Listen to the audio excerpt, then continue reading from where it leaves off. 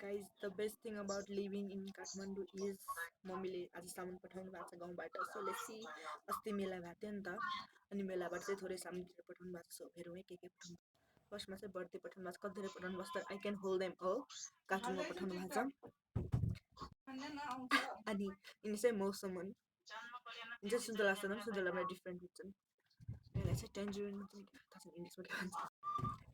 कागती नि मस्तै पठाउनु भएको छ. या मम्मीकोमा. अनि यो चाहिँ अदुवा नि पठाउनु भएको छ कार्टुनमा. उखु नि पठाउनु भएको छ. उखु नि पठाउनु भएको छ. गन्जी पनि पठाउनु भएको छ. मिठाई चाहिँ पठाउनु भएको रहेछ हामीले मेलाबाट.